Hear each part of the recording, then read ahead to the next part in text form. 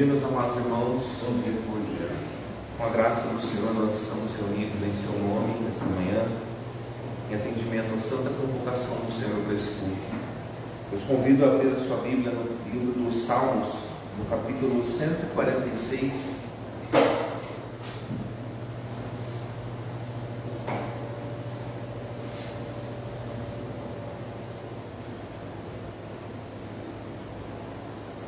Livro dos Salmos, capítulo 146.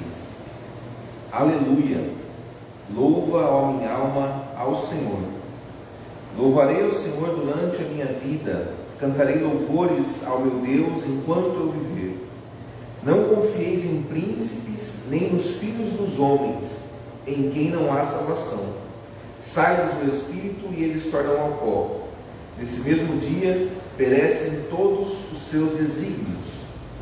Bem-aventurado aquele que tem o Deus de Jacó por seu auxílio, cuja esperança está no Senhor seu Deus, que fez os céus e a terra, o mar e tudo que neles há, e mantém para sempre a sua fidelidade, que faz justiça aos oprimidos e dá pão aos que têm fome. O Senhor liberta os encarcerados, o Senhor abre os olhos aos cegos, o Senhor levanta os abatidos, o Senhor ama os justos. O Senhor guarda o peregrino, ampara o órfão e a viúva, porém transtorna o caminho dos ímpios. O Senhor reina para sempre, o teu Deus, ó Sião, reina de geração em geração. Aleluia! Vamos todos louvar ao Senhor juntos? Vamos nos colocar em pé, irmãos. Esse é o nosso Deus que reina para sempre.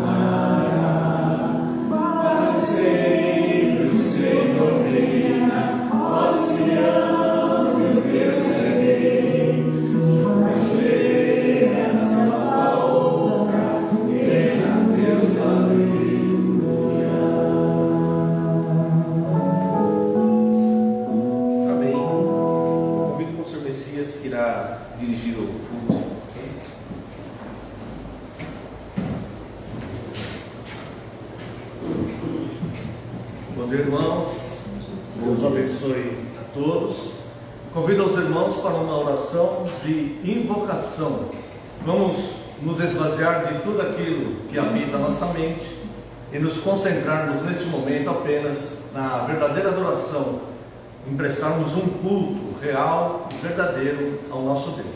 Oremos. Pai eterno e santo, Deus vivo, Senhor dos exércitos, Deus criador dos céus e da terra, a Ti, Deus, toda honra, toda glória, todo domínio, todo louvor e toda força pelos séculos dos séculos. Entramos, meu Deus, diante da Tua santíssima presença nesta manhã, trazendo corações gratos, Deus, pelo grande privilégio de iniciarmos mais uma semana neste dia do Senhor, te cultuando, Deus, em santa comunhão. Por isso, Pai, nós queremos, com toda sinceridade, nos humilharmos diante do Senhor, reconhecendo que somos falhos e pecadores e precisamos, Deus, necessitamos da bênção do Teu perdão. Pedimos perdão pelas nossas falhas e pelos nossos pecados. Queremos neste momento, Senhor, trazer diante de Ti, ó Deus, nossos corações para que sejam alimentados pelo Senhor, assim como nossa mente, Deus, nossas almas, e que possamos, Deus, ir crescendo de glória em glória até a estatura de varão perfeito. Recebe, Deus, este culto. A Ti, Deus, ele será prestado. O Senhor, que é todo poderoso, nós lhe pedimos a bênção da Tua instrução.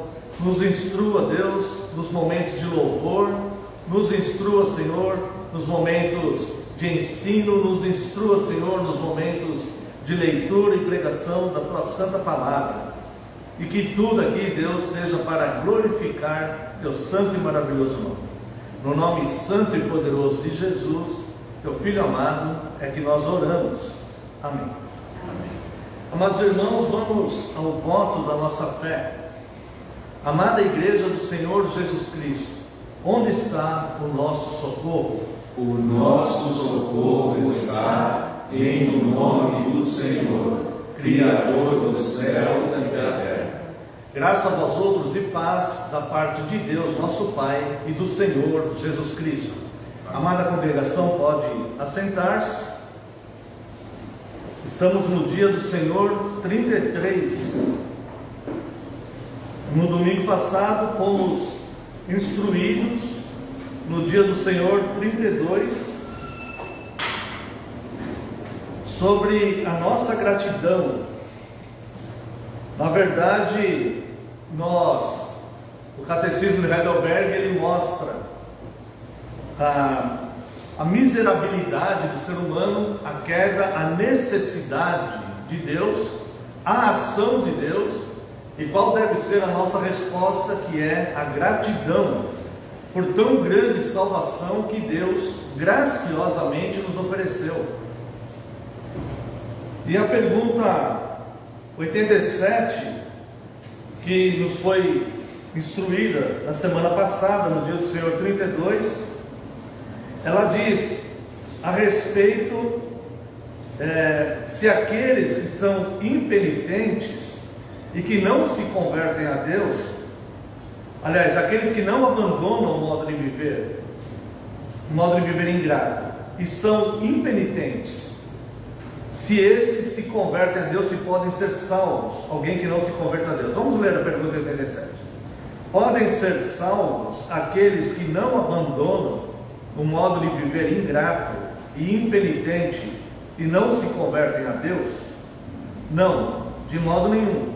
A Escritura diz que nenhum impuro, idólatra, adúltero, ladrão, avarento, bêbado, maldizente, assaltante ou semelhante herdará o reino dos céus.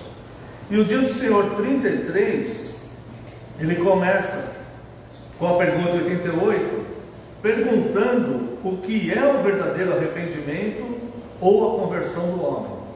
A pergunta é justamente essa: o que é o verdadeiro arrependimento ou a conversão do homem? E a resposta é a morte da velha natureza e a ressurreição da nova natureza. Isso aqui, irmãos, implica numa transformação de vida.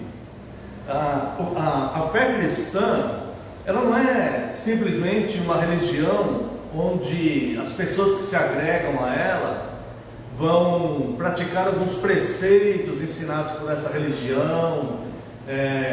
Não é uma religião, ela não pode ser, e de fato ela não é uma religião de aparência, mas é uma religião de transformação, é uma fé que transforma o indivíduo de dentro para fora. Não é uma fé que coloca um fardo pesado de práticas que nós não conseguimos fazer, mas ela é uma fé onde o nosso interior, a nossa alma é alimentada pela palavra de Cristo, iluminada pelo Espírito Santo que habita em nós, e esta palavra alimentada e iluminada dentro de nós vai produzir naturalmente uma transformação de vida. Então existe aqui alguns elementos no Dia do Senhor 32, na pergunta 87, né? Claro que não são todos os pecados que são cometidos pelas pessoas, né? Mas a Escritura diz que nenhum impuro, idólatra, adúltero, ladrão, avarento, bêbado, maldizente, assaltante ou semelhante herdará o reino dos céus. Então a fé cristã, ela propõe uma transformação de vida, uma transformação de mente, uma transformação de postura.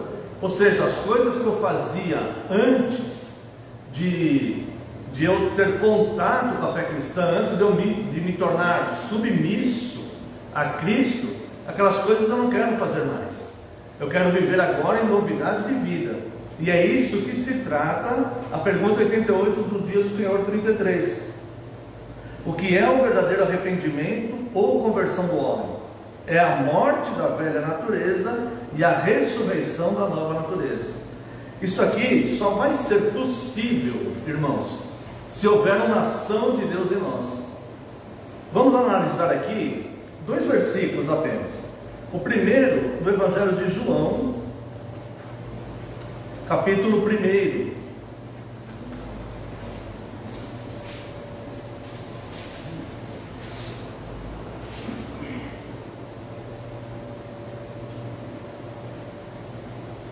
Está falando que Cristo era o Verbo no princípio, fez todas as coisas, sem Ele nada foi feito se fez. Está falando que Cristo de fato era Deus durante a criação. Depois no verso 18 reafirma que o Filho unigênito é Deus, ninguém jamais viu a Deus, o Deus unigênito que está no seio do Pai é quem nos revelou, que é Cristo. E diz aqui, vai falar da conversão do homem. Verso 10 diz: o Verbo estava no mundo, o mundo foi feito por intermédio dele, mas o mundo não o conheceu. Veio para o que era seu e os seus não o receberam. Agora eu chamo a atenção dos irmãos para os versos 12 e 13. Mas a todos quantos o receberam, deu-lhes o poder de serem feitos filhos de Deus, a saber, aos que creem no seu nome.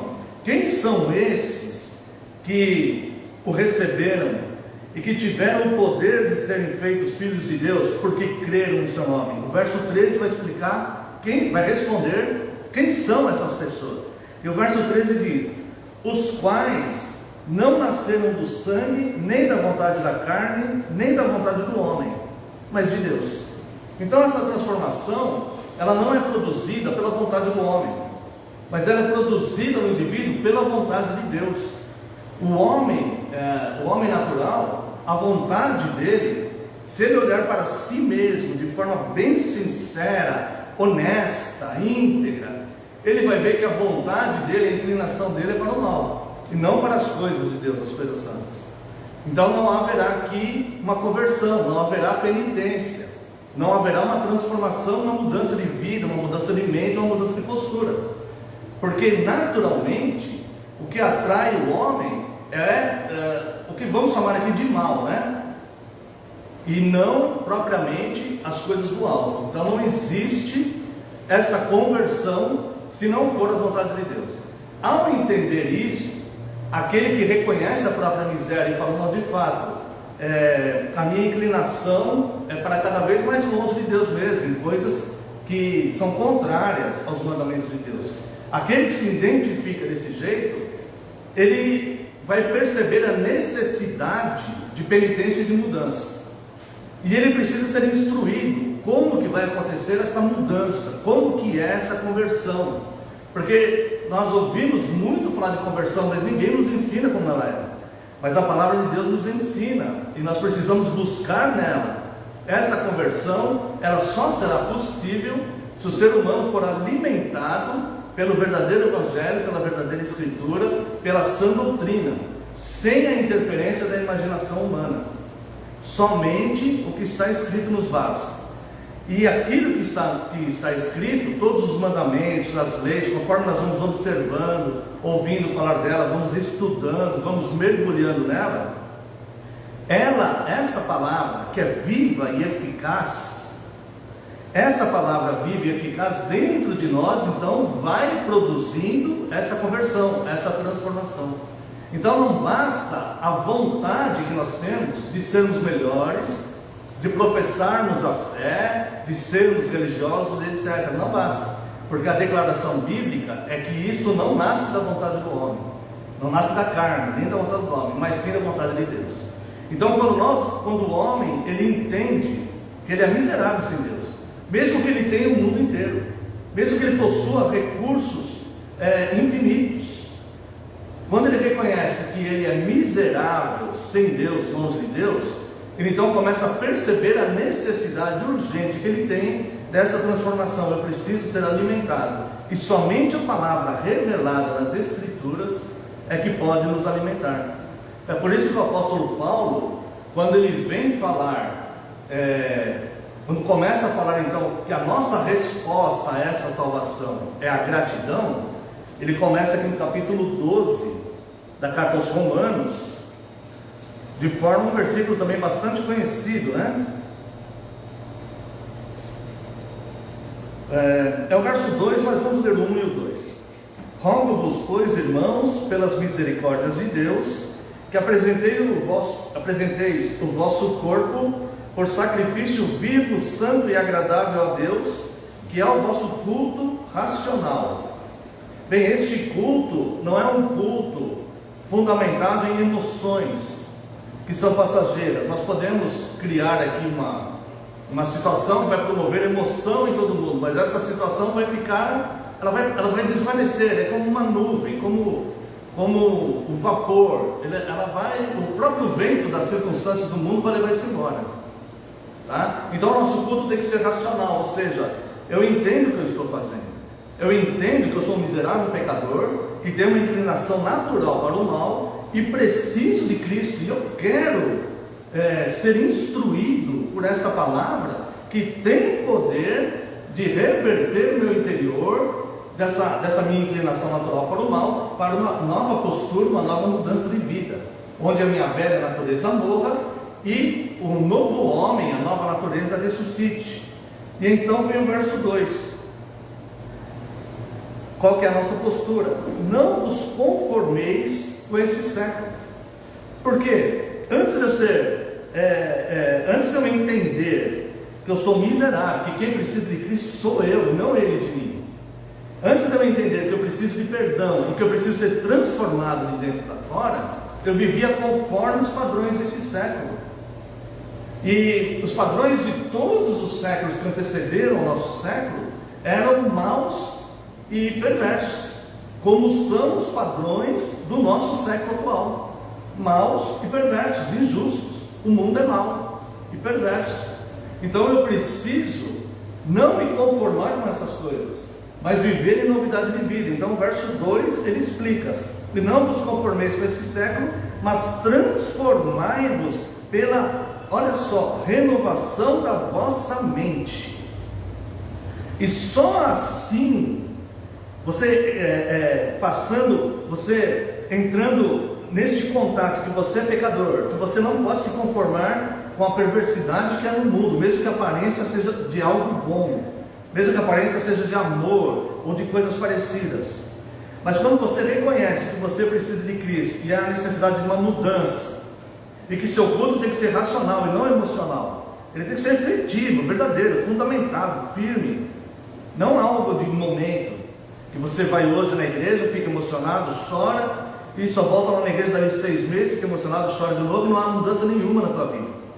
Mas que você entenda que você não pode se conformar com o que é perverso, mas essa transformação pela renovação da mente, que só pode vir quando você é alimentado pela palavra. Um bebezinho, ele não vai poder se transformar no futuro num grande atleta se ele não for alimentado. Se você deixar ele desnutrido, ele não vai poder se tornar um grande atleta. Ele vai estar muito mais perto da morte, infelizmente, do que de alcançar um grande objetivo na vida, de se fortalecer. Então é necessário que alimente, não é assim? Todo pai e mãe alimenta o seu filhinho. Da mesma forma, Deus nos alimenta espiritualmente. Só assim nós vamos poder então passar por essa transformação, deixar de ser quem nós éramos para sermos nova criatura. E aí então vem a frase, né? Mas transformai-vos pela renovação da vossa mente, para que experimenteis qual seja a boa, agradável e perfeita vontade de Deus. Então, se você simplesmente pela vontade natural do homem experimentar qual é a boa, perfeita e agradável vontade de Deus, é impossível. Não tem como. Você pode ter uma teoria, você pode imaginar qual seria ela. E é por isso que muitas pessoas de fora imaginam como deve ser a vida de um cristão. Mas somente aqueles que passaram por essa situação de entender que essa transformação, ela provém de Deus e não do homem, é da vontade de Deus, não da vontade do homem.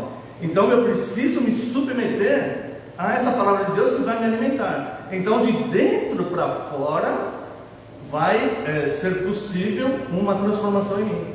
E é por isso que a palavra de Deus nos diz que os mandamentos de Cristo não são penosos. Se a pessoa não deixa a palavra entrar e transformá-la de dentro para fora, aqueles mandamentos vão ser um peso enorme para ela, porque ela não vai conseguir fazer. Ela só vai conseguir se essa palavra for hidratando, alimentando e fortalecendo ela de dentro para fora. Vamos à pergunta 89. O que é a morte da velha natureza? É a profunda e sincera tristeza por termos ofendido a Deus com nossos pecados e cada vez mais abominá-los e fugir dele. Você consegue perceber aqui que a fé cristã, ela não é uma religião onde as pessoas vão buscar algum tipo de benefício, coisa assim? É uma religião, é uma fé que vai produzir em nós profunda tristeza, porque ao sermos alimentados na palavra, nós vamos perceber que somos tão pecadores e tão falhos, que nós temos ofendido a Deus com os nossos pensamentos e atitudes, com as coisas que nós falamos. Muitas vezes como tratamos nosso marido, muitas vezes como tratamos nossa esposa, muitas vezes como tratamos nossos filhos, muitas vezes como tratamos nossos pais, muitas vezes como nos comportamos na sociedade, muitas vezes como nós nos relacionamos conosco mesmo, nos alimentando de coisas que vão cada vez mais nos enfraquecer nessa fé. Então o pecado tem que ser visto por nós como uma coisa odiosa e não uma coisa prazerosa, porque a gente sabe que no começo de fato existe um prazer, mas o fim é como um picado de serpente, ela vai envenenar e matar a pessoa, né? Então é por isso que cada vez mais nós devemos abominar o pecado e fugir deles, tá? E no fim, pergunta 90, pergunta 91, mas o que são as boas obras? Resposta: somente aquelas que são feitas pela verdadeira fé, em conformidade com a lei de Deus e para a sua glória, e não aquelas que se baseiam em nossa própria opinião ou em preceitos de homens. Bem, se você, imagino eu isso, né? Se você fizer uma pesquisa aí perguntando para as pessoas indiscriminadamente o que é fazer o bem e o que são boas obras, provavelmente você vai ouvir coisas, dar comida para os pobres, alguma coisa assim. Mas as boas obras que a palavra de Deus, é claro que nós devemos, sempre que possível, alimentar os pobres. Para nós deve ser inadmissível alguém dentro da comunidade cristã passar algum tipo de necessidade. Sendo possível acompanhar os de fora, estaremos também acompanhando, claro que sim, mas as boas obras, elas vão muito além disso, porque o espírito humano, ele não se resume ao tempo de vida do seu corpo aqui, da sua carne aqui. Existe uma vida eterna para frente, e as boas obras, elas vão bem além disso. Então eu quero convidá-los para nós encerrarmos aqui esse pensamento, por uma questão de tempo, né? Nosso culto é compactado em dois tempos, e os dois tempos são curtos, né? E a palavra de Deus, ela é muito rica, muito abundante, então há tanta coisa a ser explicada, né? E infelizmente o tempo não permite. Salmo 51 é um salmo de confissão de arrependimento de Davi. Do verso 1 ao verso 9, eu não vou ler por uma questão de tempo, mas ele reconhece o pecado, ele se submete a Deus, ele pede perdão a Deus, e ele não fica, a exemplo do Salmo 32, que também é um salmo de confissão de Davi, em nenhum momento você vê Davi tentando se justificar diante de Deus pelos seus pecados. Davi, ele não faz coisas do tipo: ah, Senhor, realmente eu pequei, mas foi por causa disso, foi por causa daquela pessoa, foi por causa disso, foi porque errar é humano. Em nenhum momento ele faz isso. Ele olha e fala: Senhor, pequei contra ti, pequei contra o Senhor somente, fiz o que é mal aos teus olhos, transgredi a tua lei, os teus mandamentos, a sua palavra pesava sobre mim dia e noite, e ele realmente confessa que ele fez o mal. E do verso 10 para frente, ele começa então a pedir a Deus, nesse momento de confissão, aquilo que vai fazer dele uma pessoa que vai caminhar nas boas obras que Deus preparou para o cristão antes da fundação do mundo, conforme diz Efésios 2:10. Vamos ler aqui para encerrarmos, né? Do verso 10 em diante, do Salmo 51. Cria em mim, ó Deus, um coração puro, e renova dentro de mim um espírito inabalável. Isso aqui é boa obra, sabe por quê? Porque quando Deus criar isso dentro de nós vamos começar a amar, nós vamos começar a ser misericordiosos, cada vez mais nós vamos tendo a mente de Cristo. E aí sim nós vamos alimentar pessoas, não como uma obrigação, como querendo uma recompensa por fazer aquilo. Nós vamos fazer aquilo naturalmente. Nós vamos ver uma criança, nós vamos nos compadecer dela, e por aí em diante. Então a boa obra, as boas obras, elas nascem da nossa relação com a verdadeira fé. Quando essa verdadeira fé é ministrada, instruída ao nosso coração, à nossa alma. Cria em mim, ó Deus, um coração puro, e renova dentro de mim um espírito inabalável. Não me repulses da tua presença, nem me retires do teu Espírito Santo. Se o Senhor me retirar o Espírito Santo, eu vou ficar como um velho homem, vivendo naquelas práticas que vão me condenar eternamente. Eu não terei boas obras, mesmo que eu faça o bem para alguém, mesmo que eu alimente alguém, eu não terei boas obras de fato.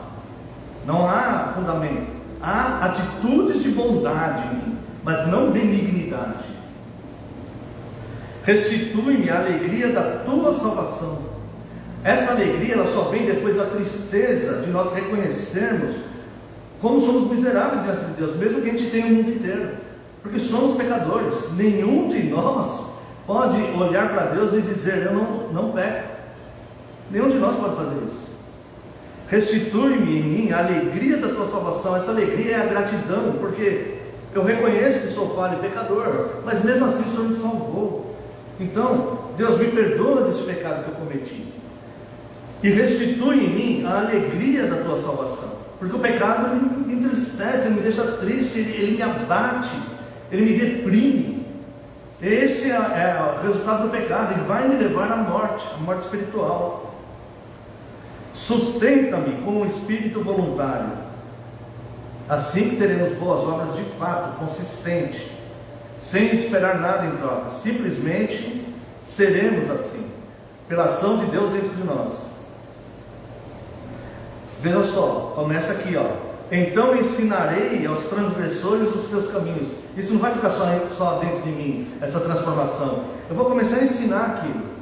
Vou começar a falar sobre aquilo. Sempre que eu tiver uma oportunidade com um parente, com um amigo, eu vou mostrar para ele como é bela essa alegria dessa salvação, como faz toda a diferença dentro de nós essas coisas, né? Então eu ensinarei aos transgressores os teus caminhos, e os pecadores se converterão a ti. Não porque sou eu que estou falando, mas é porque eu estou cheio da tua palavra e a tua palavra que está sendo ministrada a ele. É isso que Davi está dizendo. Livra-me dos crimes de sangue, ó Deus. Davi tinha sangue em suas mãos, e ele reconhece então isso. Livra-me dos crimes de sangue. Muita gente vai entender aqui que Davi está pedindo proteção pessoal. Não, Davi está pedindo para não fazer mais do que ele já tinha feito no passado. Esse aqui é um salmo de confissão. Deus da minha salvação, e a minha língua exaltará a tua justiça. Porque Davi está falando: Senhor, livra-me daquele mal que eu praticava. Livra-me disso, Senhor. É esse o pedido de Davi. Livra-me disso. Abre, Senhor, os meus lábios, e a minha boca manifestará os teus louvores. Veja como a clareza de Davi em entender que todo bem procede de Deus. Não brota do homem isso. Quando ele fala: abre os meus lábios e a minha boca manifestará os teus louvores, ele não está dizendo: Senhor, eu sou aquele que te louva, eu quero te louvar porque eu sou assim. Ele está falando: abre minhas bocas, Senhor, produza isso em mim, um verdadeiro louvor, porque eu sou um pecador que precisa de penitência. E Davi era o rei da nação.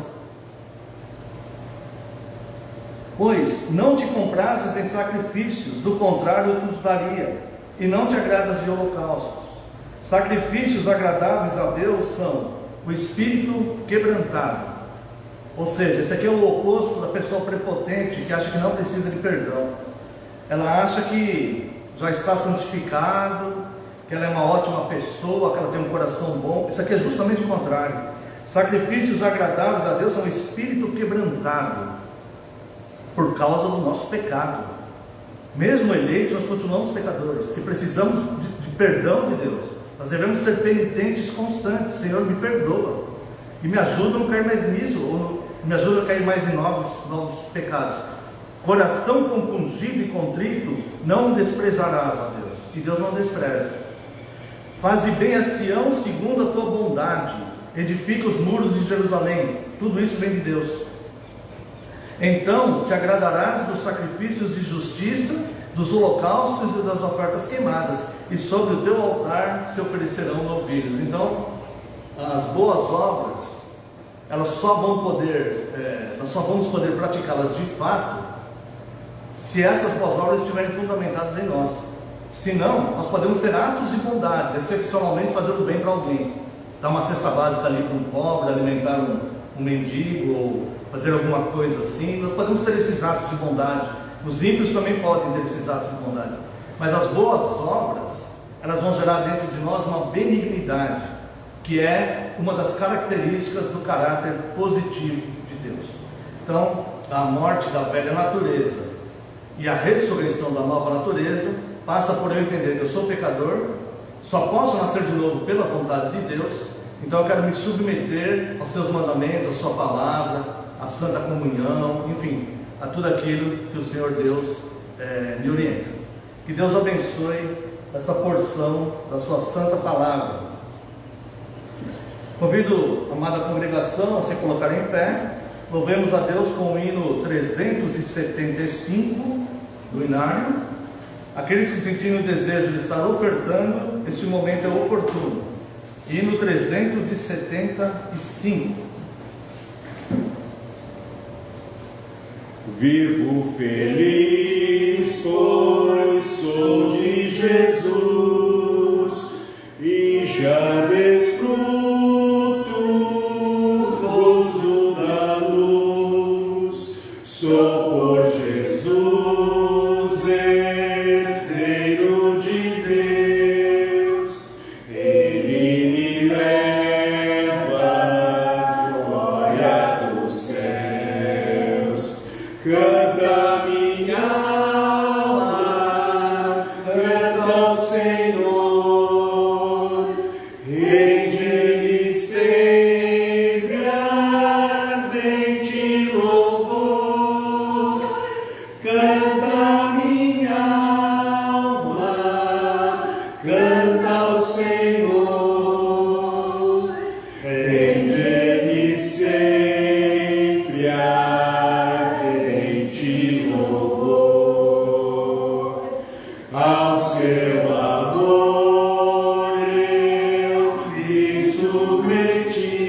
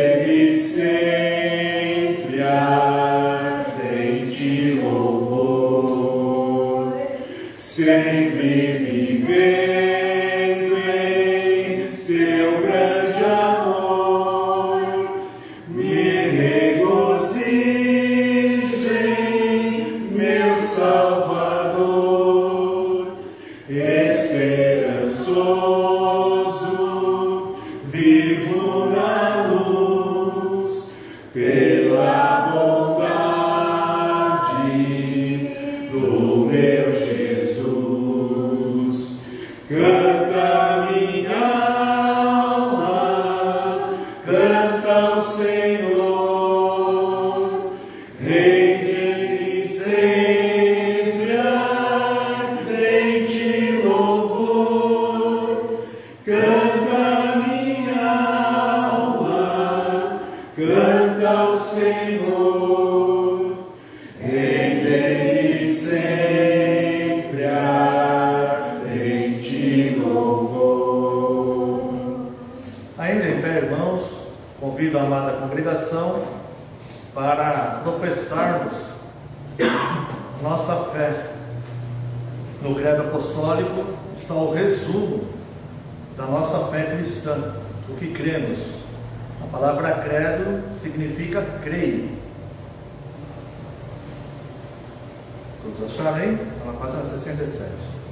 Creio em Deus Pai Todo-Poderoso, Criador do céu e da terra, e em Jesus Cristo, seu único Filho, nosso Senhor, que foi concebido pelo Espírito Santo, nasceu da Virgem Maria, padeceu sob Pôncio Pilatos, foi crucificado, morto e sepultado, desceu ao inferno, e no terceiro dia ressurgiu dos mortos, subiu aos céus e está sentado à direita de Deus Pai Todo-Poderoso, de onde há de vir a julgar os vivos e os mortos. Creio no Espírito Santo, na Santa Igreja Universal de Cristo, na comunhão dos santos, na remissão dos pecados, na ressurreição do corpo e na vida eterna. Amém. Os irmãos podem assentar-se e mesmo assentados, louvemos a Deus com o Salmo 11.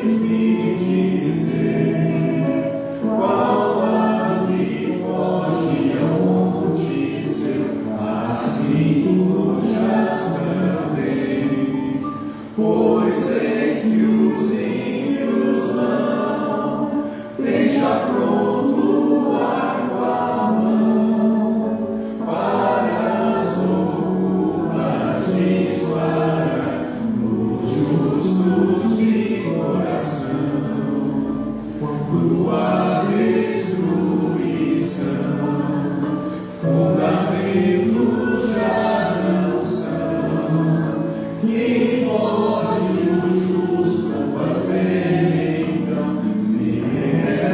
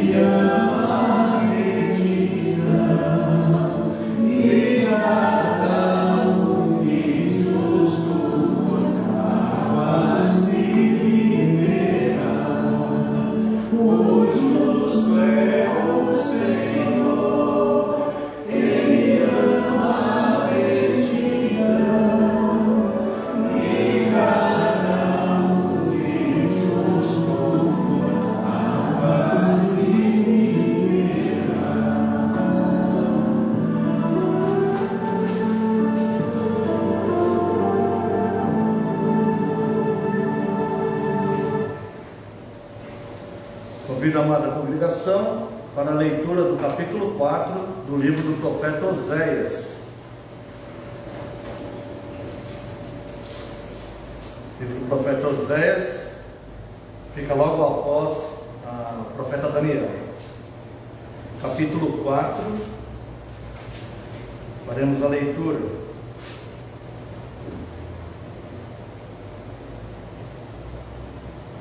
Vamos lá? Ouve a palavra do Senhor, vós filhos de Israel, porque o Senhor tem uma contenda com os habitantes da terra, porque nela não há verdade, nem amor, nem conhecimento de Deus.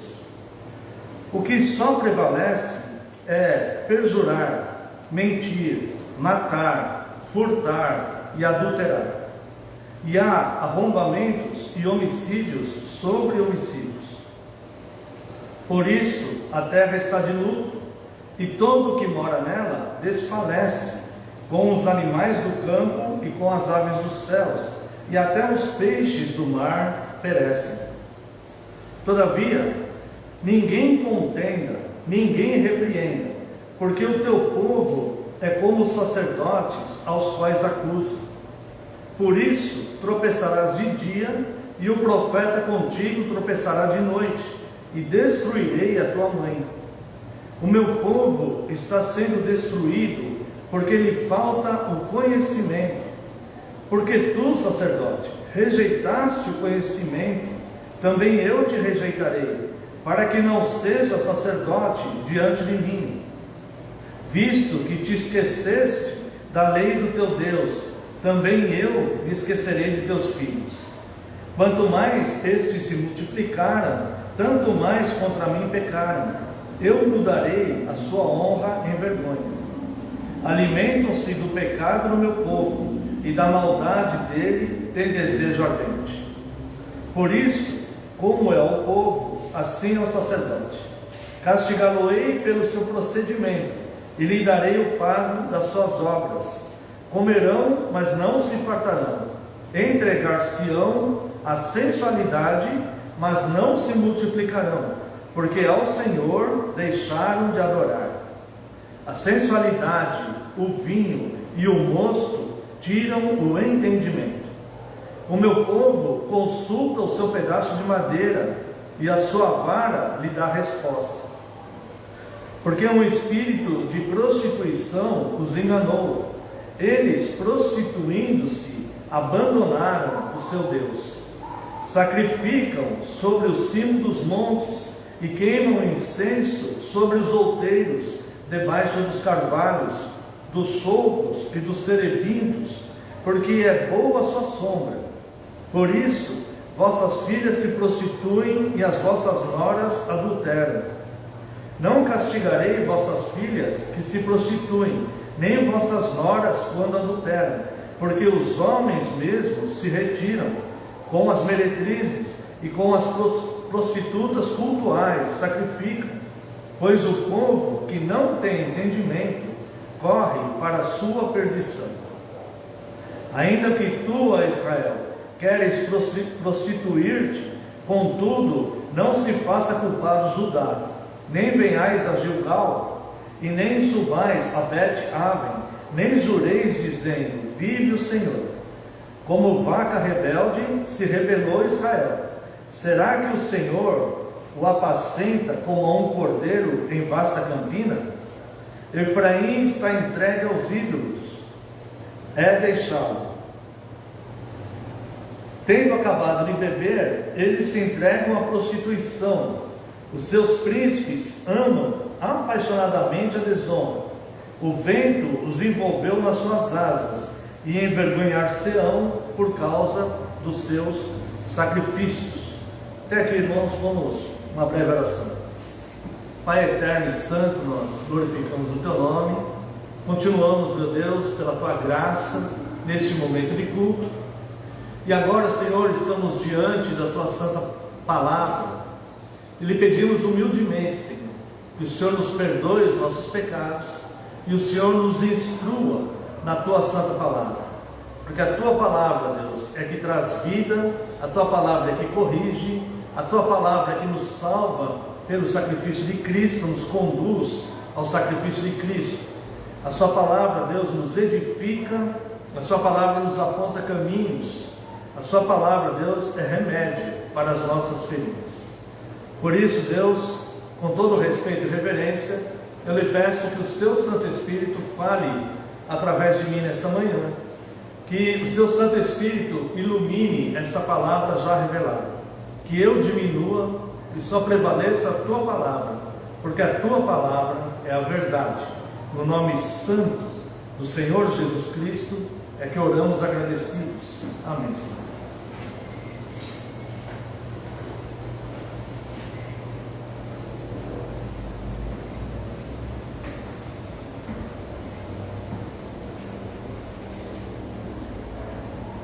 Amada congregação do Senhor Jesus Cristo, o livro de Oséias é o primeiro na sequência da disposição aqui dos cânones, daquela lista que são chamados os profetas menores.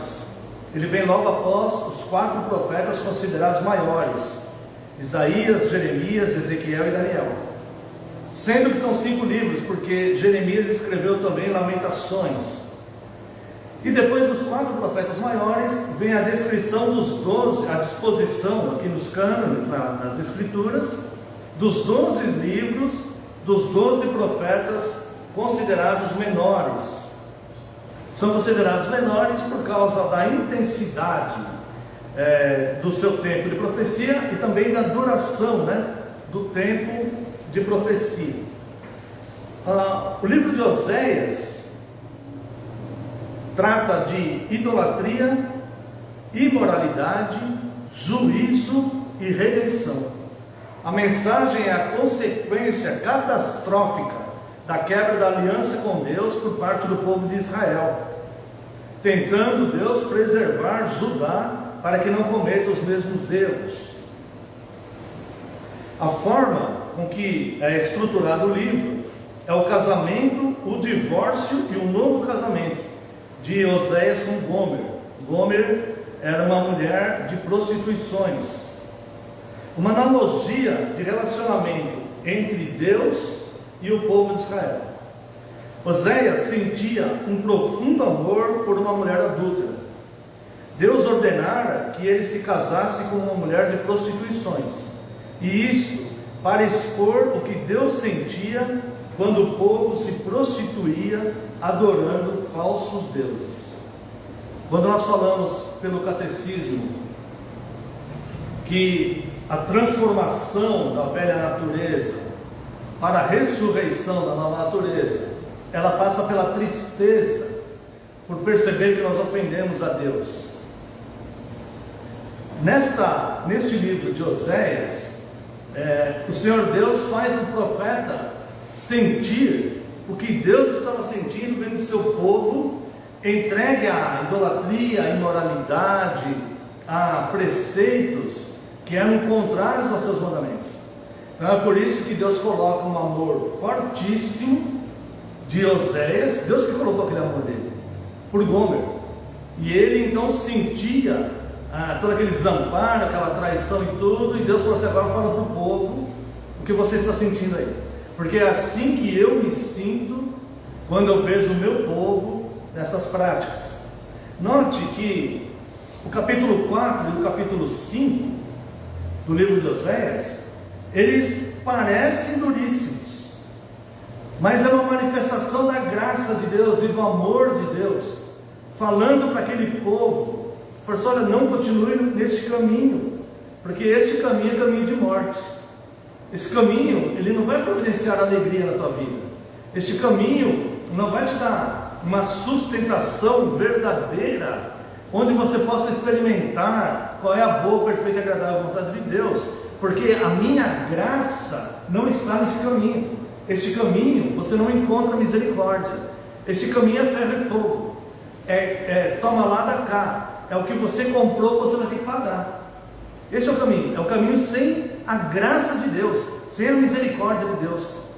O pecado, ele tem um salário. O salário do pecado é a morte. E sem a misericórdia de Deus, sem a graça de Deus, todas as pessoas que já existiram no mundo, elas são passíveis de morte espiritual, a segunda morte, que é o afastamento total de Deus. Por isso é tão necessária a graça de Deus sobre as nossas vidas. Então, quando nós vemos o capítulo 4 e o capítulo 5 aqui de Oséias, nós vemos ações judiciais de Deus contra Israel.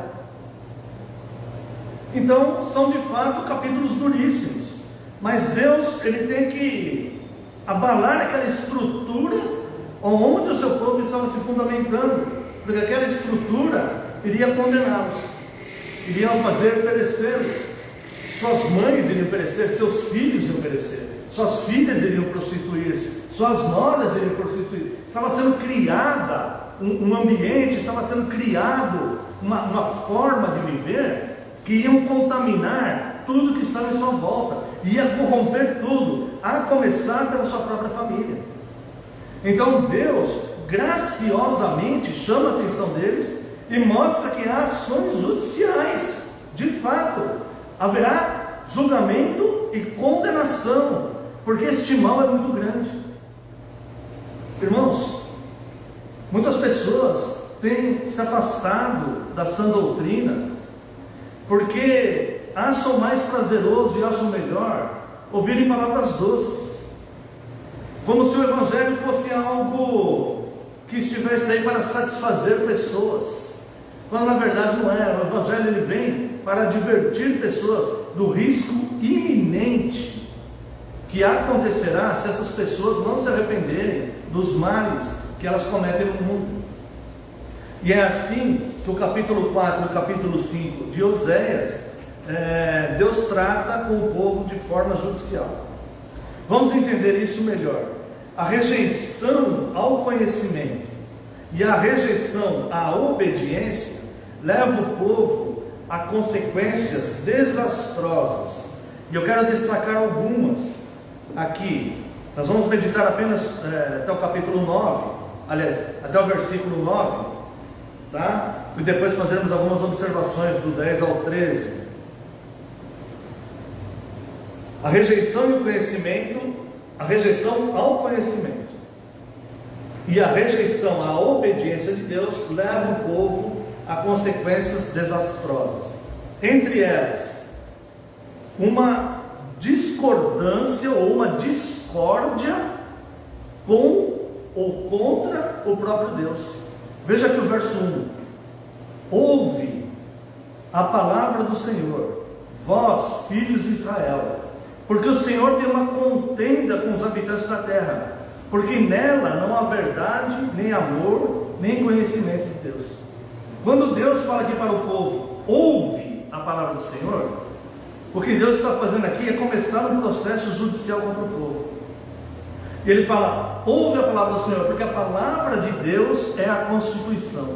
A palavra de Deus é o código moral. A palavra de Deus é que vai salvar ou rejeitar alguém. Salvar através do sacrifício de Cristo, ou rejeitar alguém pelos atos que ele comete. Porque a palavra de Deus é a Constituição total, verdadeira. Então ele fala, ouve a palavra do Senhor. É como se abrisse um livro de código penal.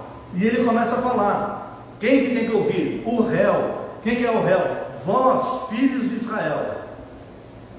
E aí ele fala que ele tem um acusador. Ou seja, não um acusador no sentido de tentar, né, como o diabo que é acusador, né? Mas um acusador no sentido daquele que acusa o que está transgredindo a lei. E esse acusador é o próprio Senhor, porque o Senhor tem uma contenda contra os habitantes da terra. Essa contenda que foi criada com Deus, não é porque Deus quer contender com as pessoas, mas é porque essas pessoas estão infringindo os mandamentos de Deus. Só que essas pessoas que estão infringindo os mandamentos de Deus são pessoas que Deus ama. E Deus sabe que essa infração irá condená-los. Seria como num grande tribunal, alguém que está sendo condenado à pena de morte por delitos que está cometendo. Então Deus ele entra com uma ação judicial antes do julgamento final, onde virá a sentença final de absolvição ou condenação. Está dando para entender, irmãos? O porquê que Deus manda Oséias fazer esse capítulo 4, esse capítulo 5 do livro de Oséias? E aí, então Deus começa a apresentar o delito. Veja como isso aqui é totalmente judicial mesmo. Ele começa a apresentar o delito. O Senhor tem uma contenda contra os habitantes da terra. E aqui ele fala o delito, porque nela não há verdade, nem amor, nem conhecimento de Deus. Então, as três fontes que levam o povo a caírem nesse pecado, ou nos pecados, que vão trazer consequências catastróficas, não só para eles pessoalmente, mas para o entorno, filhos, mãe, noras, a família deles, os amigos, a sociedade onde eles estão inseridos. A sociedade, quando se afasta de Deus, ela vai cair e vai se corromper totalmente.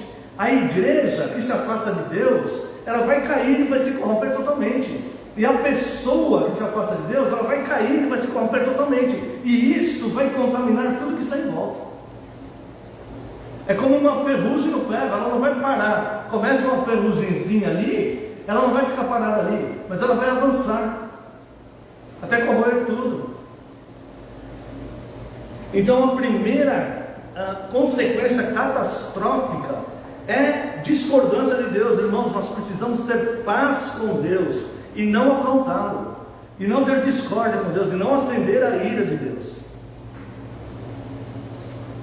A segunda consequência aqui é que o mal começa a se sobrepor sobre o bem. Veja o verso 2: o que só prevalece é perjurar, mentir, matar, furtar e adulterar, e há arrombamentos e homicídios sobre homicídios. Isso daqui é consequência dos primeiros atos do povo. Então Deus está falando assim, olha, vocês estão alimentando uma estrutura, uma sociedade, uma condição familiar fundamentada em pecado, e isso só vai aumentar, e a tragédia é imensa. E ele então começa a dizer aqui, ele começa a falar que o mal está se sobrepondo sobre o bem. Tudo isso que ele está falando aqui é mal se sobrepondo sobre o bem, porque o povo se afastou dos mandamentos de Deus. Então, os três primeiros fundamentos que o povo se afastou: da verdade. A verdade não é relativa, a verdade é absoluta. Não adianta cada um querer ter a sua própria verdade, porque isso é apenas uma ilusão, isso é apenas uma mentira. A verdade é absoluta. O povo se afastou da verdade, do amor e do conhecimento de Deus. Pronto, agora é o caos. Porque o povo, ele abandonou as três colunas de sustentação: verdade, amor e conhecimento de Deus. O povo começa a desprezar essas coisas, porque o povo quer ouvir palavras doces, o povo quer ser afagado, quer ser acarinhado, quer que seja relativizado os seus pecados, quer que seja relativizado os maus pensamentos que ele alimenta. O povo quer isso, mas isso vai trazer profundas consequências desastrosas. E aí então as consequências: o mal começa a prevalecer sobre o bem, só prevalece perjurar. Irmãos, não parece com a nossa sociedade aqui no Brasil, infelizmente? Não parece isso? Será que um país que é considerado cristão, que a grande maioria da população se professa cristã, irmãos, por que não fazem diferença no mundo? Por que não fazem diferença na nossa sociedade? Porque essas pessoas estão vivendo um cristianismo nominal, irmãos.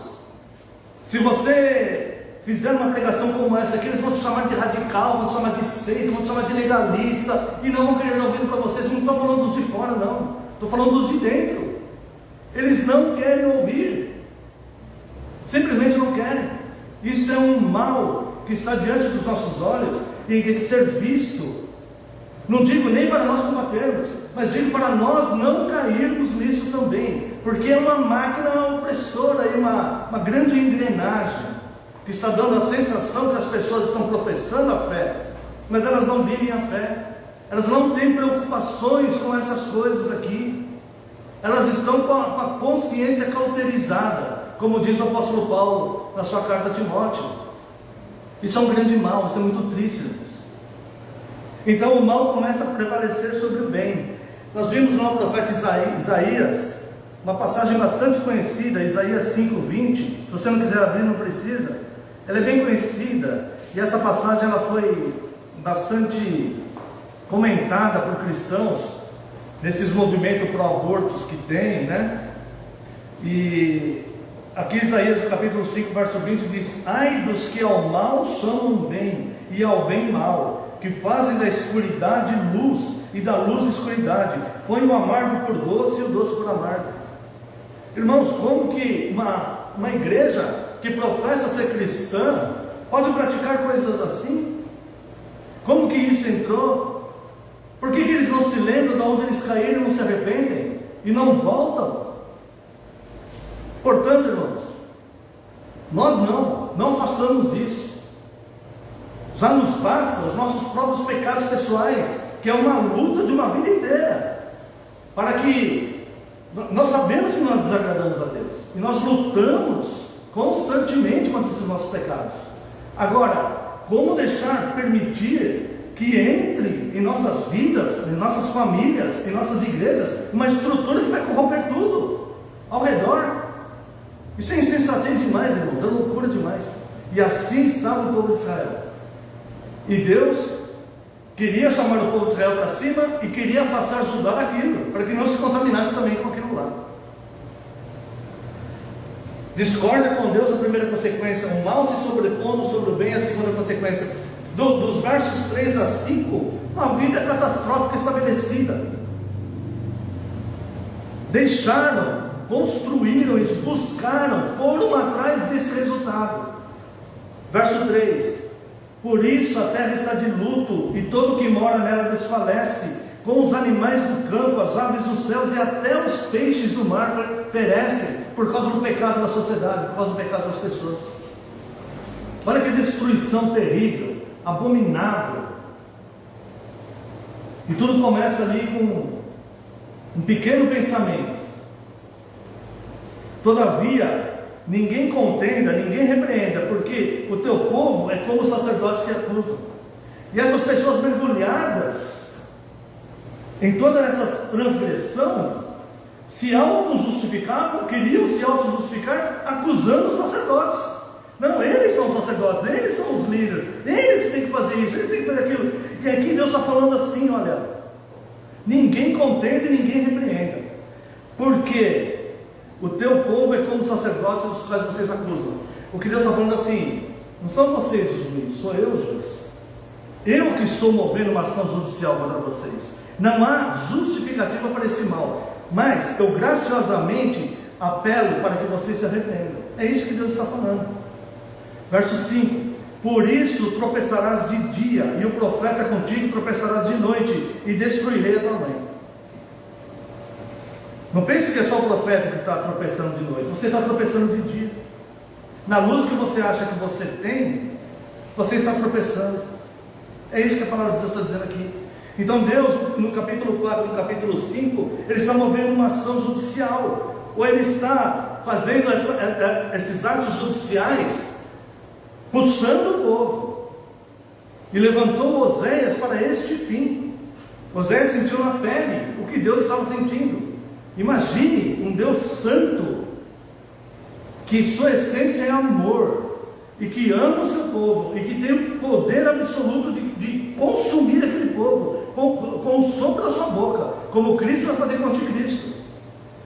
Um Deus que tem esse poder, um Deus que está sofrendo, e faz questão de mostrar para um homem como que ele está sofrendo, para este homem relatar para o povo.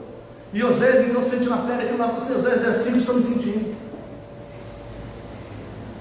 Como é abominável o nosso pecado, como que isso não vai nos trazer tristeza, se nós estamos causando dor e sofrimento num Deus que nos ama.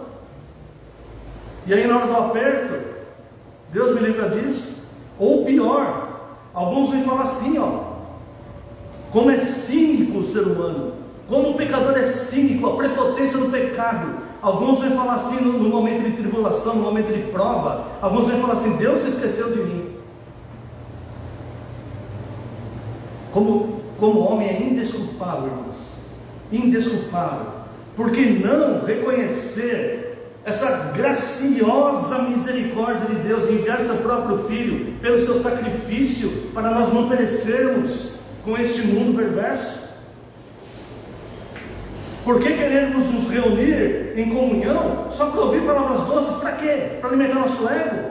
Para criar ilusões em nós? Para que isso? Para que nos entregarmos à mentira? Qual a finalidade? De colocar uma cruz, uma placa e dizer Igreja de Cristo e todo mundo se reunir para ouvir mentiras? Isso vai levar nossos filhos aonde?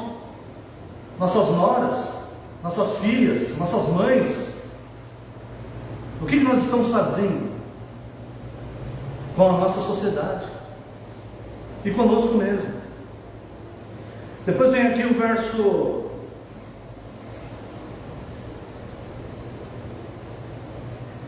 quando nós vimos aqui o verso 3 e o verso 5, nós vimos que eles se afastaram das leis de Deus. E ao se afastar da lei de Deus, nós vamos para o caos. O resultado é o caos. Não tem como. É impossível ser diferente. Depois vem o verso 6. O verso 6 fala a causa direta de tantos efeitos nocivos. Deus fala diretamente com eles. Basta ouvir. É como Jesus fala nas cartas para as 7 igrejas da Ásia: quem tem ouvidos para ouvir, ouça. Aquela igreja, aquela pessoa, aquele cristão que tem ouvidos espirituais, ouça. O meu povo está sendo destruído porque lhe falta o conhecimento. Porque tu, sacerdote, rejeitaste o conhecimento, também eu te rejeitarei, para que não seja sacerdote diante de mim. Visto que te esqueceste da lei do teu Deus, também eu me esquecerei de teus filhos. Olha só. E pensar que nos tempos de Jeremias, quando aqueles sacerdotes também se esqueceram da lei de Deus e perceberam que o povo seguia, porque eles falavam palavras boas, e eles pregavam mentira, e a multidão seguia. E Jeremias pregava a verdade que ninguém queria ouvir. E Jeremias é conhecido como um profeta chorão, porque ele se lamentava o tempo todo. Escreveu um livro chamado Lamentações. E aqueles sacerdotes falando mentira, e Deus falava para Jeremias: se o povo não se arrepender, eu vou mandar ao exílio. Eles vão para o exílio 70 anos. Eu vou levantar uma nação forte e poderosa contra eles. E Jeremias, desesperado, queria que o povo ouvisse. Mas os falsos mestres falavam: estão vindo dias de paz e de prosperidade. E todo mundo queria ouvir: estão vindo dias de paz e prosperidade. E o povo quer se entregar à mentira, desconhecendo que o pai da mentira é Satanás. A estrutura da mentira é o homicídio, a estrutura do mal é o homicídio e a mentira. Jesus, ele fala lá em João 8 que Satanás é o homicida e pai da mentira. Homicida porque destrói na vida de todos aqueles que se entregam à mentira tudo que é bom. E as pessoas vão indo de engano em engano, ilusão em ilusão, até o dia que descem a prova. A sujeição e a intervenção de Deus com seu juízo é uma outra consequência desastrosa que o povo estava caindo aqui, né? Vamos ler do 7 ao 9. Quanto mais estes se multiplicaram, tanto mais contra mim pecaram. Eu mudarei a sua honra em vergonha. Alimentam-se do pecado do meu povo, e da maldade dele tem desejo ardente. Por isso, como é o povo, assim é o sacerdote. Castigá-lo-ei pelo seu procedimento, e lhe darei o pago pelas suas obras. Ou seja, o juízo não vem só com aquele que incita o mal, mas o juízo vem também para aquele que aceita o mal. Porque aquele que aceita o mal está aceitando o mal do bom grado. Não é só aquele que está incitando a mentira, não é só aquele que está pregando a mentira, é aquele que faz questão de estar lá ouvindo a mentira também. E vem o juízo de Deus, irmãos. Isso é uma tragédia. Isso é uma tragédia. Mas ainda temos essa santa palavra de Deus para nos alertar. Ainda podemos preservar nossas famílias, nossos amigos, o meio onde nós vivemos, preservar a santificação, o amor fraterno, a busca pelo conhecimento da sã doutrina. Podemos preservar na igreja qual servimos a Deus. Nós podemos fazer isso. Nós podemos preservar os nossos filhos. Nós podemos fazer isso. Verso 10 ao verso 13 expõe ainda mais consequências, explicando os pecados que são cometidos. Consequências e pecados, olha: comerão, mas não se fartarão, entregar-se-ão à sensualidade, mas não se multiplicarão, porque o Senhor deixaram de adorar. A sensualidade, o vinho e o mosto tiram o entendimento. O meu povo consulta o seu pedaço de madeira, e a sua vara lhe dá resposta. Porque o espírito de prostituição os enganou. Eles, prostituindo-se, abandonaram o seu Deus. Sacrificam sobre o cimo dos montes, e queimam incenso sobre os outeiros, debaixo de carvalhos, dos socos e dos terebintos, porque a sombra é boa. Por isso, vossas filhas se prostituem e as vossas noras adulteram. Então o mal foi feito, a corrupção entrou e estava se espalhando sobre o povo de Israel. Então Deus, Ele apresenta aqui no capítulo 4, no capítulo 5, ações judiciais contra o povo. Falou assim: olha, é como se Deus estivesse dando uma intimação para o povo. Falou assim: eu não vou te condenar agora, mas isso aqui que você está causando, vai acontecer isso, vai acontecer aquilo, porque vai ser tudo isso, vai ser consequência desse pecado. Tudo isso, quando chegar a conta, vai ser isso. É isso que Deus está falando para o povo. Então é um chamado aqui de arrependimento. Então é um livro que aponta tanto o pecado do povo como o juízo de Deus, também mostra a redenção. E termina, eu convido você a ir lá para o capítulo 14 do livro de Amós, e ele termina com orientações de Deus e com promessas de perdão para o povo. Perceba que, nisso tudo, entre essas palavras duras, que Deus fala por amor, por graça. E como esse Deus poderia simplesmente, um Deus que estava se sentindo, que o povo estava adulterando. É isso que Deus fala: vocês estão se prostituindo com essas coisas. Eu estou me sentindo assim, como homem, quando a mulher está adulterando. Assim que Deus fala. E Deus poderia fulminar esse povo, né? Quantos homens não fariam isso, se estivessem no lugar de Deus? Não deveriam fazer, é claro, porque aí seria mais um pecado de aumentar o erro, né? Mas sabemos pela realidade. Mas olha aqui, estou falando isso para nós entendermos como é o amor de Deus e a graça de Deus. Como Deus não se comporta como um homem pecador. Como Deus está muito acima disso. Então Deus ama de fato esse povo. E vem aqui o verso capítulo 14. Volta, ó Israel, para o Senhor teu Deus. Olha só que coisa linda isso, irmãos. Capítulo 4, capítulo 5, falando de ações judiciais que eles estão correndo risco. Aí Deus fala essa palavra de amor: você está caindo pelos seus pecados. Volta, Israel, para o Senhor teu Deus, porque pelos teus pecados tem caído. Tende convosco a palavra de arrependimento e convertei-vos ao Senhor. Dizei-lhes: perdoa toda iniquidade, aceita o que é bom, e em vez de novilhos, os sacrifícios de nossos lábios. Aí no verso 3 ele vai falar: não confie que outras coisas, outras nações, por mais poderosas que sejam, outras crenças, ou qualquer outras pessoas, qualquer coisa, porque nada disso vai te salvar. A Assíria já não nos salvará. Não iremos montados em cavalos, e não mais diremos a obra das nossas mãos: tu és o nosso Deus. Por ti o órfão alcançará misericórdia. Nós vamos abandonar a idolatria, seja de confiar em pessoas ou de confiar em falsas crenças e falsos deuses. verso 4. Irmãos, olha, no seu íntimo, glorifique ao teu Deus, pela graça e pelo amor dele. Curarei a tua infidelidade. Curarei a sua infidelidade. Não parecia no verso 4, no verso 5, que não tinha mais saída para eles? Porque o pecado deles foi muito grande, eles fizeram um mal muito grande, que se alastrou pela sua própria família, por todos, abominável.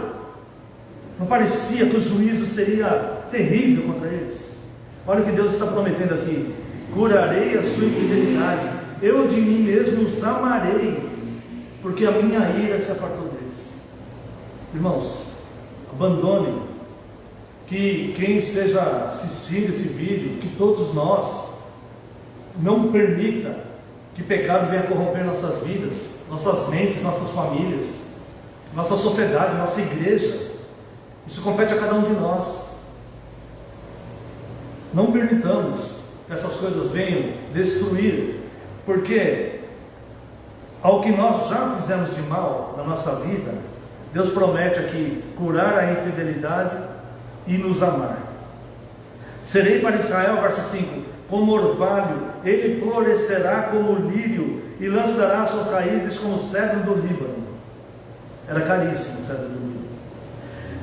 Estender-se-ão os seus ramos, o seu esplendor será como os da oliveira e a sua fragrância como a do Líbano. Os que se assentam de novo à sua sombra voltarão, serão vivificados como o cereal e florescerão como a vide. A sua fama será como as do vinho do Líbano. Ó Efraim, que tenho eu com os ídolos? Eu te ouvirei e cuidarei de ti. Sou como cipreste verde, de mim procede o teu fruto. E faz aqui um apelo final no verso 9. Quem é sábio, que entenda essas coisas. Isso aqui lembra que Jesus fala de fato às igrejas da Ásia, né? Quem tem ouvidos ouça. Quem é sábio, que entenda essas coisas. Quem é prudente, que as saiba. Porque os caminhos do Senhor são retos, e os justos andarão neles, mas os transgressores nele cairão. Ou seja, a misericórdia de Deus vai salvar esses sábios e esses prudentes aqui, que eles chamam de sábios e prudentes. Mas o juízo ainda se fará presente para aqueles que insistirem na transgressão. E eu quero só concluir, irmãos, de forma contextual com a Bíblia. A revelação de Deus nos faz saber que o conhecimento sobre a sã doutrina e a nossa vida penitente diante de Deus, um coração voltado para a obediência, ele vai alcançar graça. Então, se você quiser abrir, senão só ouça Salmo 30, versos de 1 a 5.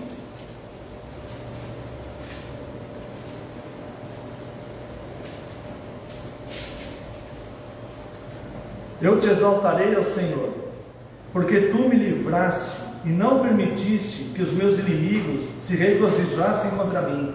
Senhor meu Deus, clamei a ti por socorro, e tu me saraste.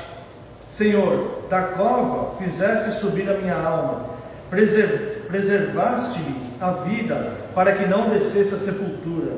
Salmodiai ao Senhor, vós que sois os seus santos, e dai graças ao seu santo nome, porque não passa de um momento a sua ira, o seu favor dura a vida inteira. Olha aqui o verso 2 e o verso 3. Senhor meu Deus, clamei a ti por socorro e tu me saraste. Quando o Senhor me apresentou ações judiciais que o meu mal era passível, eu clamei ao Senhor por ti por socorro e o Senhor me sarou. Quando eu já estava para ser condenado por causa dos meus atos e dos meus delitos, Senhor, da cova fizeste subir a minha alma, preservaste minha vida, para que não descesse a sepultura. Além da graça, o conhecimento, a penitência e a obediência a Deus produz paz. Evangelho de João, capítulo 14, verso 27.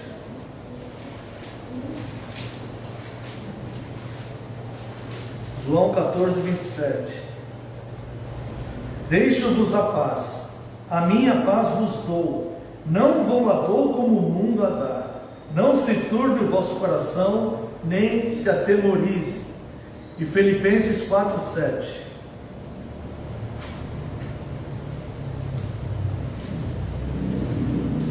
E a paz de Deus, que excede todo entendimento, guardará o vosso coração e a vossa mente em Cristo Jesus. Para que você não caia de novo naquilo.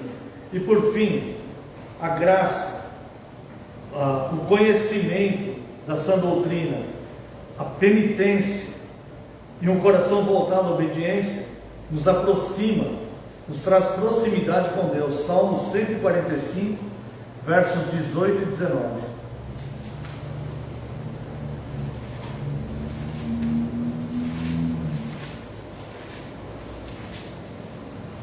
Verso 18: perto está o Senhor de todos os que o invocam, de todos os que o invocam em verdade.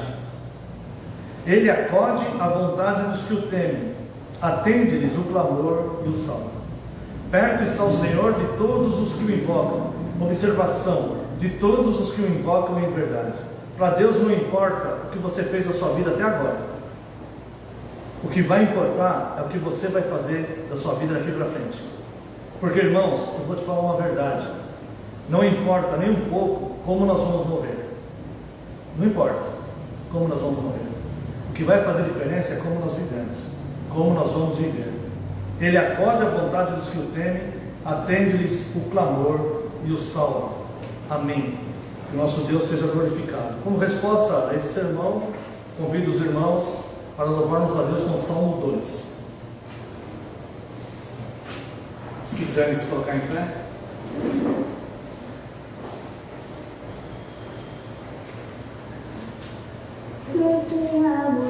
Não as nações pensam os povos sempre em vaidades, os reis da terra tomam os missões e os governantes buscam unidade contra o Senhor e contra o seu ungido. Dizemos passos, seus vamos romper, suas algemas lançaremos fora, deles queremos nós nos desfazer.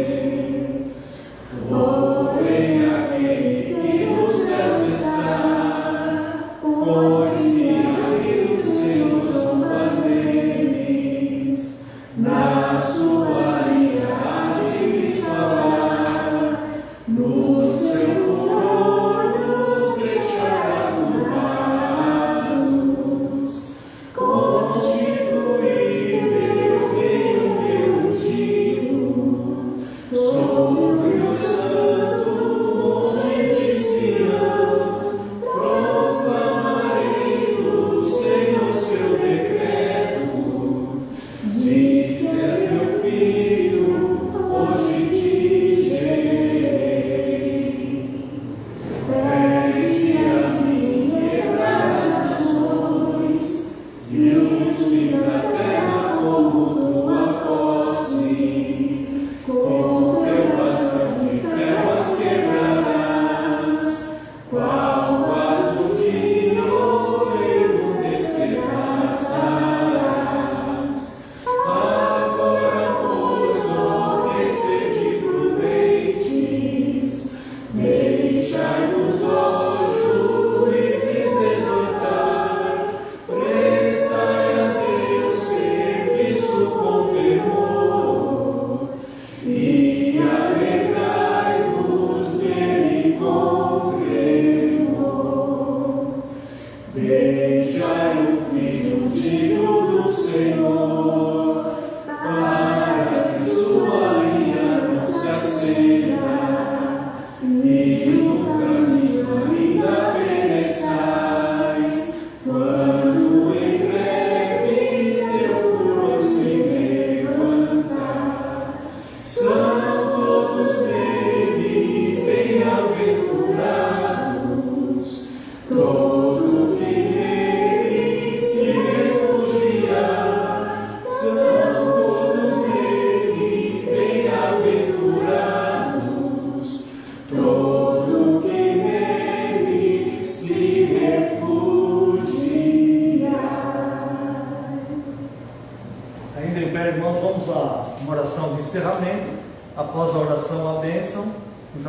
encerrar o nosso culto. Mas peço que os irmãos fiquem um pouco sentados após a bênção e temos alguns avisos. Oremos. Pai glorioso e eterno, santo, justo juiz, o Senhor que é misericordioso, gracioso, muito obrigado, Deus. Muito obrigado, Deus, porque o Senhor poderia ter fulminado o seu povo nos dias de Oséias, nos dias do profeta Oséias, assim como o Senhor pode fulminar, o Senhor poderia estar fulminando o seu povo hoje, aqui na nossa nação, e até mesmo em redor do mundo, por tantas falhas, tantos erros, mas o Senhor é misericordioso, e a sua ira, Deus, dura apenas um instante para com o seu povo, e todos aqueles que forem sábios e prudentes, aqueles que tiverem ouvidos, que possam ouvir-se a tua santa palavra, as advertências contra o mal que é cometido no mundo, para que nós não pratiquemos, para que nós não deixemos entrar em nossas vidas, em nossas casas, nas nossas igrejas locais, e também, Deus, suas promessas de perdão, de misericórdia, para todo aquele, Deus, que tem um coração obediente, penitente, e que se submete à sua palavra, e que busca o conhecimento do Senhor. Muito obrigado pela sua graça e seu amor a nós dispensados. Despeça-nos em segurança, Senhor, dê-nos um domingo de paz e tranquilidade na tua presença. Se for do teu agrado, abençoe-nos durante essa semana, que possamos vencer essa semana, que o Senhor possa nos dar boas notícias, que possamos receber boas notícias. Aqueles que estão enfermos, Senhor, se for da tua graça, os cure, estenda a mão aos tentados, traga paz aos aflitos. Senhor, cuide das pessoas da nossa nação, ó Deus, neste ano de eleição, que prevaleça apenas a sua vontade, que seu povo possa saber fazer a sua vontade na nossa terra, no nosso país. Abençoe o nosso povo, aqueles que estão enfermos entre nós, ó Deus, e traga paz a Jerusalém. Oramos no nome santo e sagrado de Jesus Cristo, seu Filho amado. Amém, Senhor. Receba a bênção, irmãos. Que a graça do nosso Senhor Jesus Cristo, o amor do Deus Pai e a comunhão e as consolações do Espírito Santo sejam sobre vós, agora e para todo sempre. Amém e amém. Glória a Deus. Está encerrado, irmãos. Deus abençoe a todos.